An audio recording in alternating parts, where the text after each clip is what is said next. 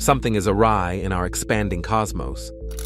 Nearly a century ago, the astronomer Edwin Hubble discovered the balloon-like inflation of the universe and the accelerating rush of all galaxies away from each other.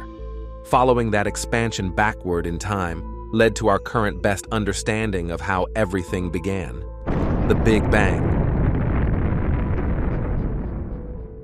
But over the past decade, an alarming hole has been growing in this picture.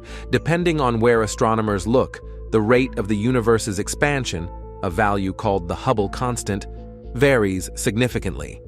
Now, more than 2 years after its launch, the James Webb Space Telescope has cemented the discrepancy with stunningly precise new observations that threaten to upend the standard model of cosmology. According to Adam Rees, a professor of astronomy at Johns Hopkins University, who led the team that made the new James Webb measurements, it's a disagreement that has to make us wonder if we really do understand the composition of the universe and the physics of the universe. On this, many cosmologists can agree. It started with a bang. Then, in an instant, the young cosmos was formed, an expanding, roiling plasma broth of matter and antimatter particles that popped into existence, only to annihilate each other upon contact. Left to their own devices, the matter and antimatter inside this plasma mire should have consumed each other entirely. But scientists believe that some unknown imbalance enabled more matter than antimatter to be produced, saving the universe from immediate self-destruction. Gravity compressed the plasma pockets, squeezing and heating the matter so that sound waves traveling just over half the speed of light, called baryon acoustic oscillations, rippled across their surface.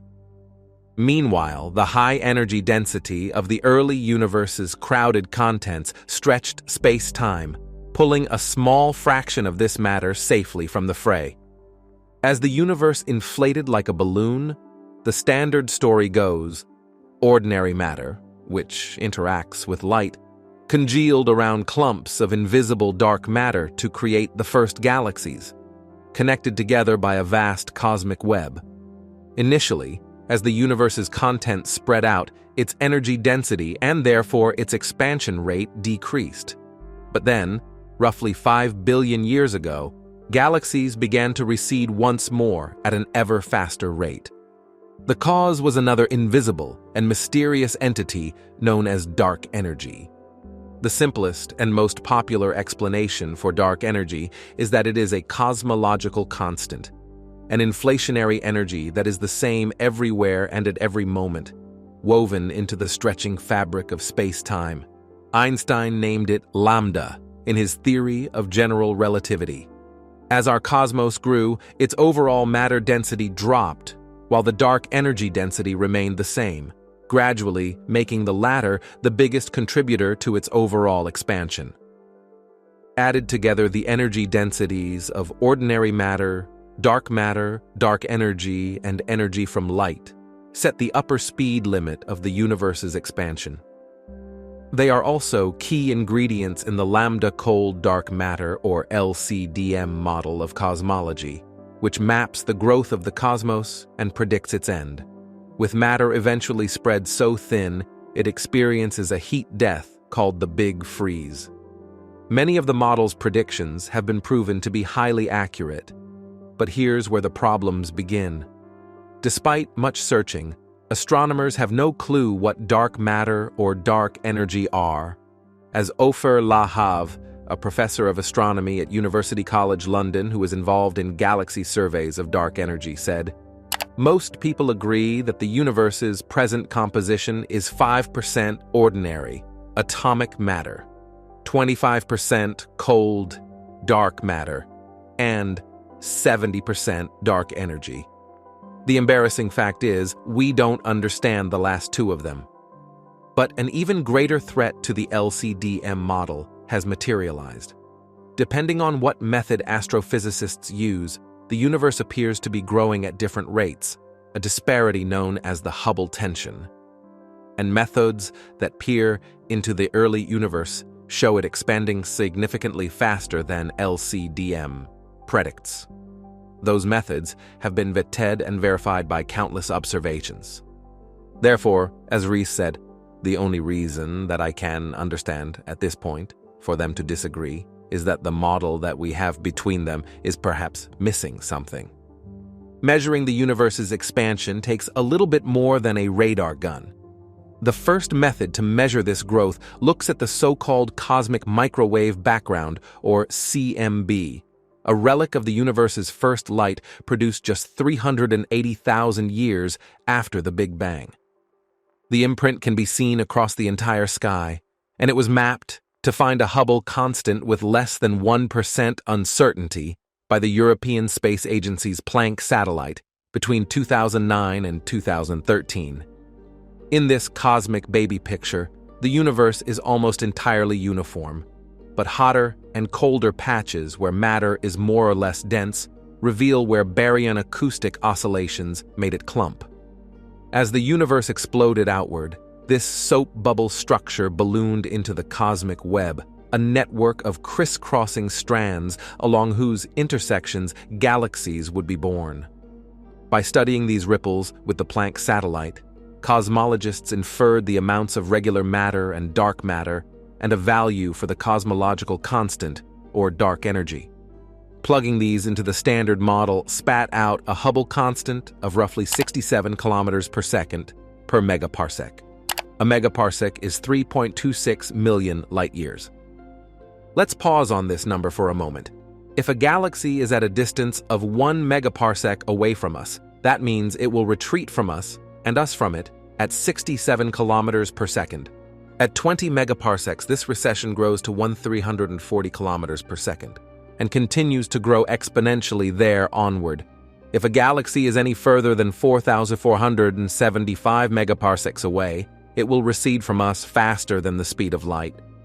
A second method to find this expansion rate uses pulsating stars called Cepheid variables, dying stars with helium gas outer layers that grow and shrink as they absorb and release the star's radiation, making them periodically flicker like distant signal lamps.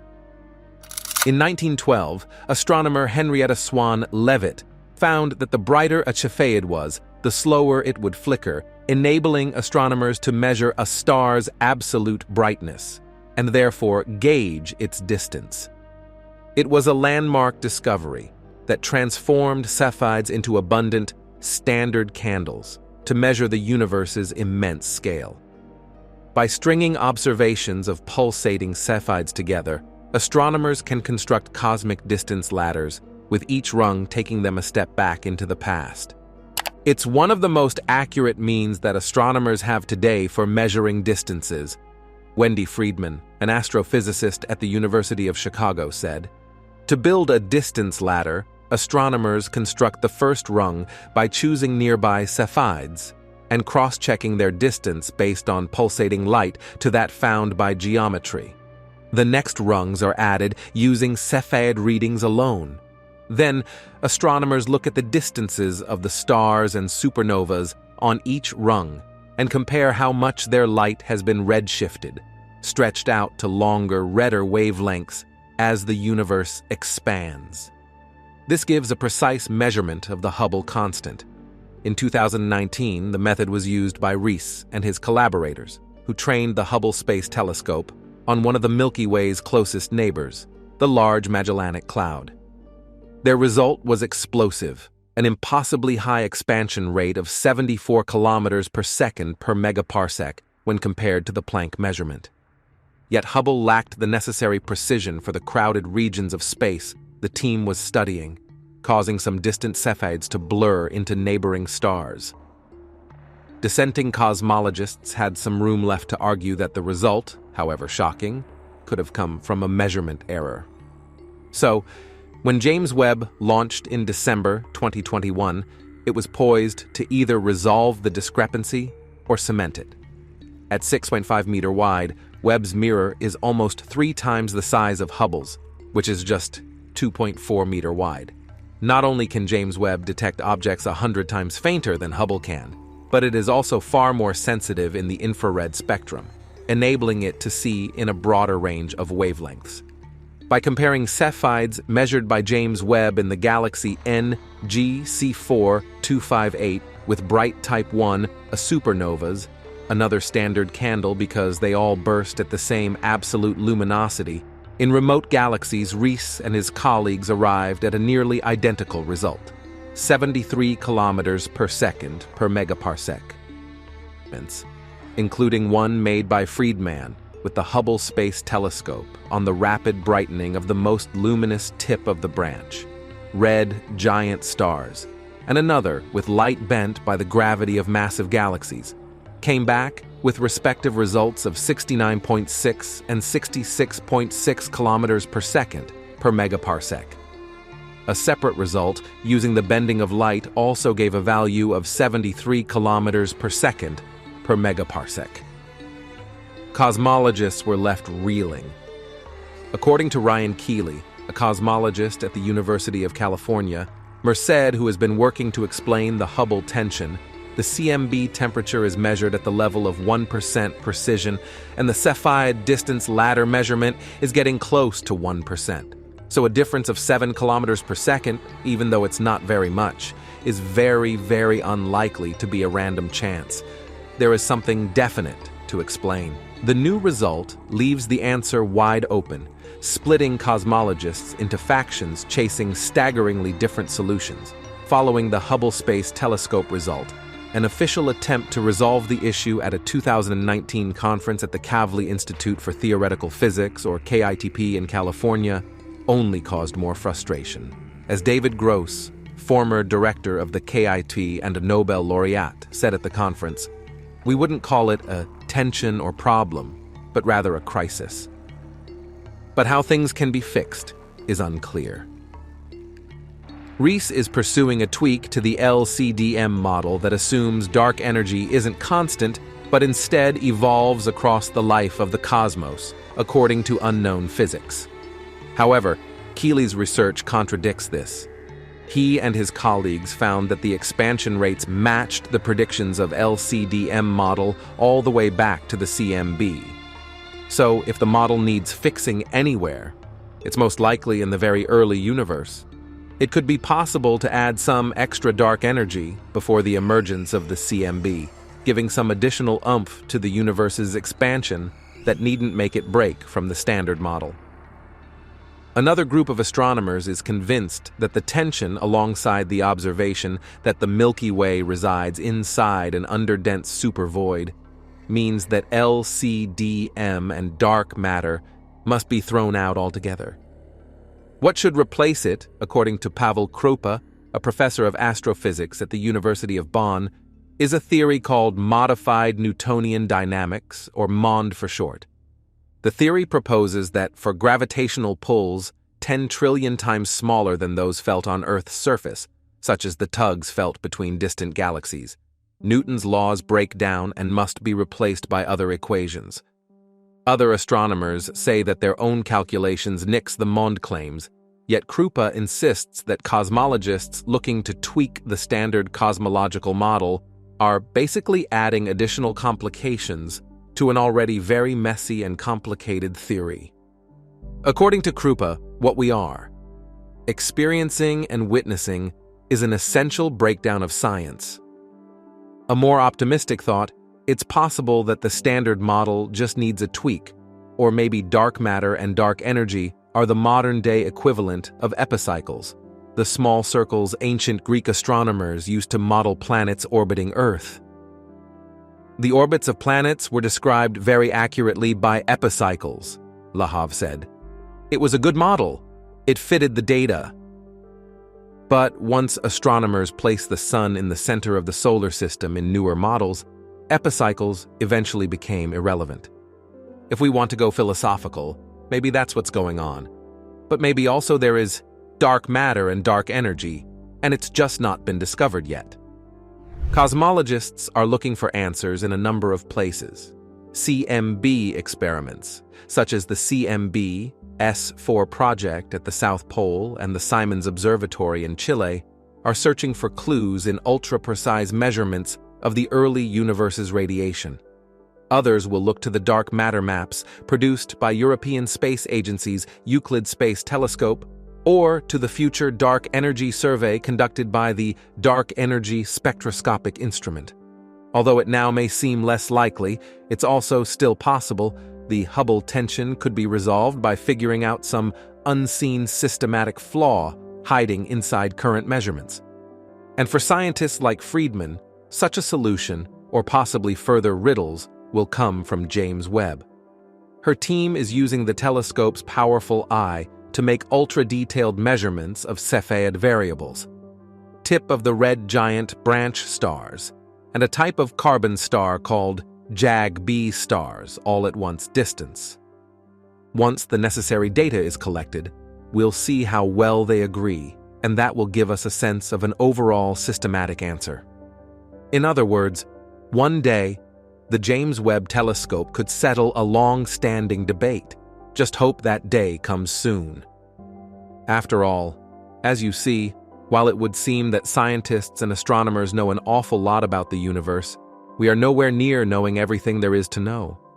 There are still many unsolved mysteries surrounding our universe. Here are some of the most pressing issues occupying the finest astronomical minds of the 21st century, and they expect James Webb to shed light on the mysteries of our vast universe. How supermassive black holes merge. When a black hole smashes into another black hole, it sends shock waves rippling out through space itself, gravitational waves. Yet so far, the mergers we've seen have come from so-called stellar mass black holes, those with masses a few tens of times the mass of our sun. That's tiny compared to a supermassive black hole, which can tip the scales at billions of solar masses. There's a supermassive black hole in the center of every major galaxy, and galaxies also collide. So what happens to the two black holes at their hearts? You'd think that they'd merge too, but there's a problem. To spiral inwards, the black holes need to lose energy, which they do by shedding heat to surrounding gas, dust, and stars. Yet when they get within a parsec of each other, there's no longer enough stuff to lose energy to.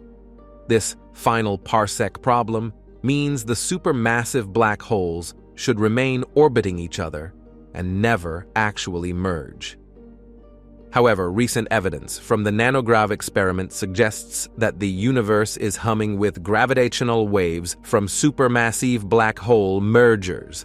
The data from this hum might give astronomers the clues they need to finally unpick this problem. 2. What the universe actually looks like. Look at the large-scale structure of the universe today, and countless galaxies are strung out on endless filaments in a cosmic web. It seems that tiny variations in density in the very early universe acted as seeds from which this structure eventually blossomed. Over dense regions drew in more and more material to create galaxy-filled superclusters and leave behind supervoids. Except the Big Bang Theory says that the early universe should have been completely smooth.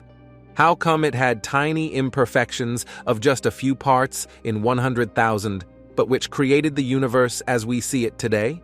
One explanation is a modification to the Big Bang called inflation, which states what happened in the first few seconds of the universe. It argues that the universe underwent a period of super rapid expansion in the first minuscule fraction of a second. The cosmos went from considerably smaller than an atom to about the size of a grapefruit in a trillionth of a trillionth of a trillionth of a second. Before this, the universe was so small that it was dominated by minute quantum variations. The ensuing explosion in size blew up those variations. It's worth saying that currently there's no evidence that inflation really happened, although it does help solve other problems with the Big Bang too.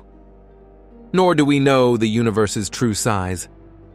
Astronomers speak about the observable universe, a spherical region 13.8 billion light-years in all directions where light has had time to reach us since the Big Bang. However, there could well be things beyond this cosmic horizon that are so far away the light hasn't arrived at Earth yet. This also makes it difficult to determine what shape the universe is. Astronomers currently believe the 4D fabric of space-time is flat, but it could simply be that inflation has smoothed out the billions of light years we can see. And beyond that, the universe is actually curved. One thing we don't know about the universe is its shape. 3. What gravity really is. While we know what gravity does, it's unclear how it does it. Our current best theory of gravity is Einstein's general theory of relativity. It says that massive objects like the sun warp space-time, the fabric of the universe, around them. Earth is then caught in the distortion that the sun makes, which is why we orbit. Except this isn't how physicists treat any of the 3 other fundamental forces. They are all carried by particles called bosons. Magnets attract each other, for example, by exchanging bosons called photons. So the hunt is on for the graviton, a so far hypothetical particle that would be responsible for gravity. 4. What happens inside a black hole? One of the most asked questions about black holes is, what would happen if you fell into a black hole? Wander too close to the horizon of a black hole, and the extreme difference in gravity between your head and your feet would rip you apart into lengths of human spaghetti. But where does that pasta eventually end up? Our best theory of black holes is Einstein's general theory of relativity. It says that inside a black hole space becomes increasingly concentrated into an ever smaller volume. In fact, at the very bottom space is crushed into an infinitely small speck called a singularity. However, a singularity is likely to be a placeholder for our ignorance. The curvature of space becomes infinite, and the singularity's density becomes undefined. In other words, the laws of physics suddenly lose their predictive powers. The elephant in the room is quantum physics. If you squeeze space down into a volume smaller than an atom, then quantum physics probably has something to say on what happens. However, despite many valiant attempts, physicists have yet to combine general relativity and quantum physics in a satisfactory way. If we one day create a so-called theory of everything, we may find out what we need to replace a singularity with. 5. What dark matter is. There's something about galaxies that just doesn't make sense. They're rotating far too fast. So fast that their outer stars should fly off into space, but that's not happening. Instead, astronomers suspect that galaxies contain an invisible gravitational glue called dark matter that helps to keep hold of those stars. But what is dark matter made of? This is one of the most significant things we don't know about the universe, in that it's a key unanswered question. For decades, the leading idea has been something called weakly interacting massive particles, or WIMPs.